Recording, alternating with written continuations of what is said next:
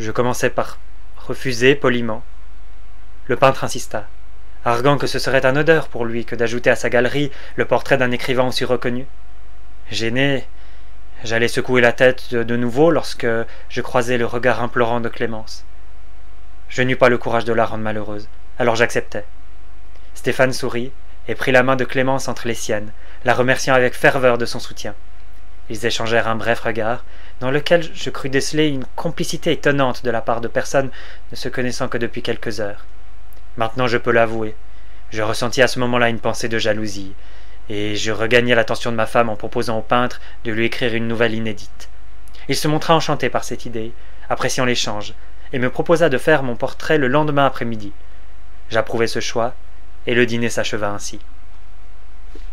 Lorsque Clémence et moi regagnâmes notre chambre, je fus puérilement surpris par l'obscurité qui y régnait. J'insistai auprès de ma femme pour que nous restions dans le noir. Mon obstination surprit ma femme, qui voulait profiter une dernière fois, avant de s'endormir, de la vision des tableaux. Je ne voulus pas en démordre, et nous nous couchâmes sans nous embrasser. Dès lors, je n'espérais évidemment plus rien de cette nuit, la première que nous passions ensemble en tant que jeunes mariés. Si j'avais su que ce serait également la dernière, j'aurais sans doute redoublé de persévérance pour apaiser Clémence et faire de cette nuit un souvenir inoubliable. Non, si j'avais su qu'elle risquait d'être la dernière, je l'aurais prise dans mes bras pour la ramener chez elle et la déposer délicatement, endormie, sur son lit, avant de la veiller jusqu'à ce que le jour pointe. Ah, mes peurs brouillent mes mots, et je dois m'y reprendre à plusieurs fois pour poursuivre ce récit. Il faut que je narre ce que j'ai vu, quand bien même une seule personne me lirait, la personne à qui est destiné cet écrit. Quand je me réveillai le lendemain, Clémence n'était pas à mes côtés. Pourtant, je ne me sentais pas seul. Les figures de la fresque semblaient désormais ricaner, satisfaites d'un mauvais tour qu'elles auraient pu me jouer. Je m'empressai de me laver et de m'habiller avant de descendre saluer le peintre, et, pris d'un mauvais pressentiment, je lui demandai où était ma femme. Lorsqu'il haussa les épaules, en signe d'ignorance, je paniquai. Je me mis à courir dans toute la maison en criant le nom de Clémence sous le regard consterné de Stéphane. Constatant qu'elle ne s'y trouvait pas, je retrouvai mes esprits, m'excusai auprès du peintre, qui hocha la tête en guise de compréhension, et je sortis prendre l'air. Quitter l'atmosphère oppressante de la maison me fit un bien immense, et dissipa un peu mon inquiétude. Après tout, Clémence pouvait très bien être partie courir, comme elle aimait le faire de bon matin. Je me dirigeai donc vers le parc bordelais, m'imaginant la trouver là-bas, à raison. En effet, comme je l'avais pensé, elle marchait par les sentiers de terre, essoufflée après son effort. Je lui lançai un sourire soulagé, et allai la serrer dans mes bras, joyeux comme un gamin ayant gagné un bonbon lorsqu'elle me rendit mon étreinte. C'est bien simple, elle rayonnait. Elle semblait avoir oublié l'incident d'hier, et je lui manifestais ma reconnaissance par une attention de tous les instants. Nous quittâmes le parc pour aller marcher dans les rues de la ville, main dans la main, et j'en profitais pour la mener à quelques lieux qui avaient marqué mon enfance, comme mon ancien club de tennis, la villa Primrose, ou bien le petit magasin de jouets dans les rayonnages duquel j'aimais me perdre, causant à chaque fois l'inquiétude de mes parents. Elle gratifia chacune de mes anecdotes de son joli rire cristallin, me redonnant du baume au cœur et renforçant ma résolution d'affronter l'épreuve du portrait sans faillir. Nous revînmes pour le déjeuner, vers 13 heures. Stéphane raconta à ma femme la crise de panique qui m'avait prise.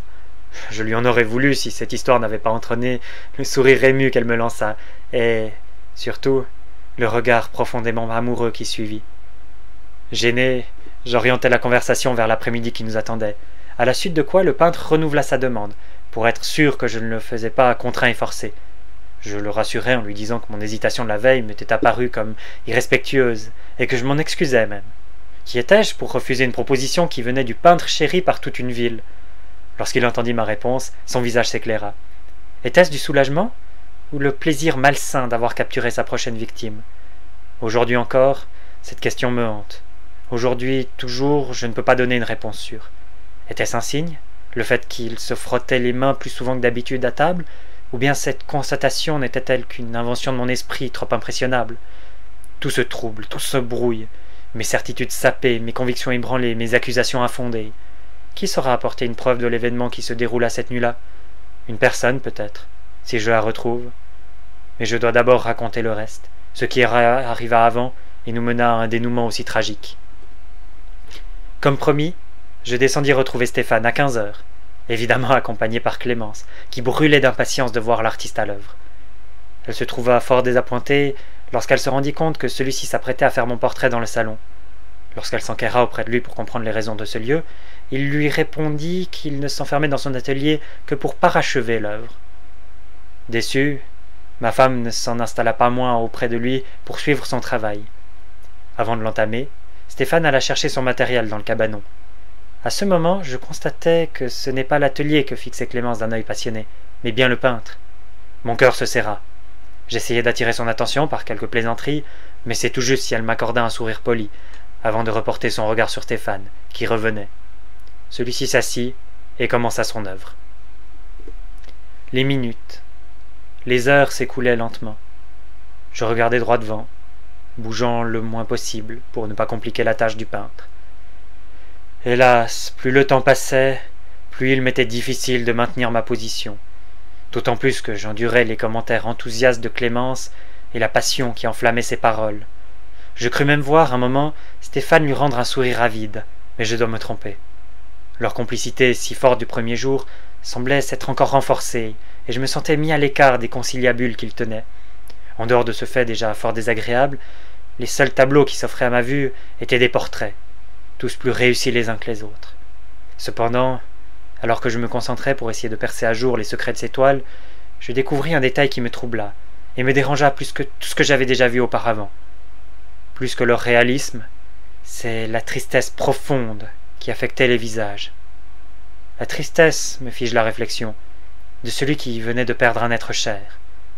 Le voilà, le secret.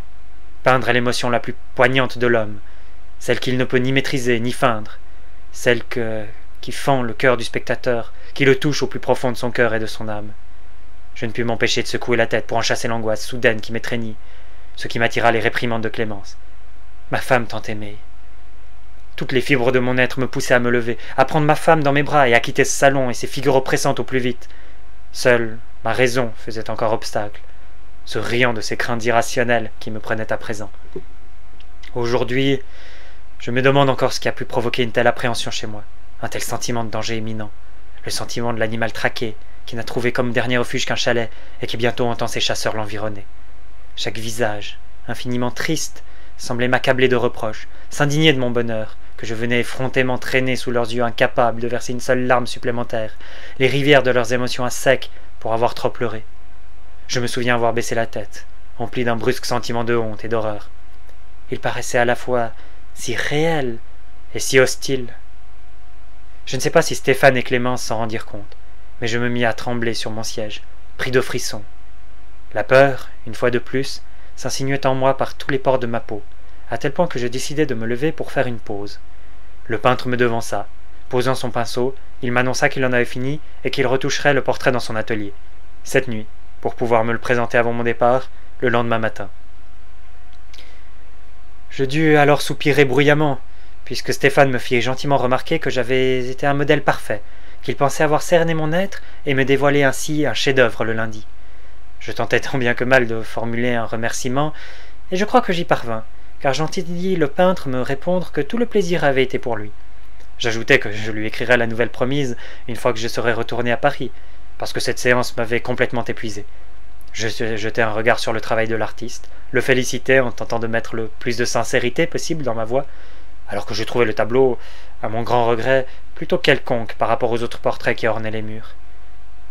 J'embrassai ma femme, extorquant au passage sa promesse de me rejoindre dans la chambre dans quelques minutes, et, pour la seconde fois, je me couchai seul sur le lit, en faisant bien attention à ne pas laisser mes yeux se poser sur les visages désormais effrayants qui m'environnaient. J'y parvins tant bien que mal, et, une fois sous les draps, je m'endormis aussitôt.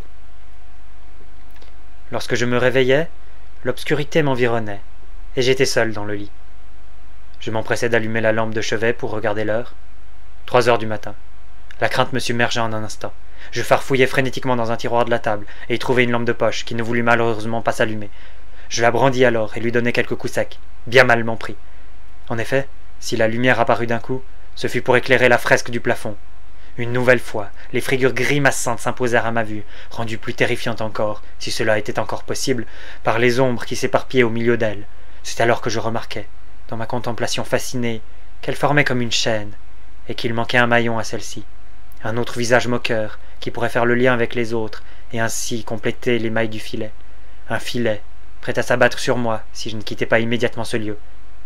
Mais je ne pouvais pas partir sans Clémence. Je sortis de la chambre.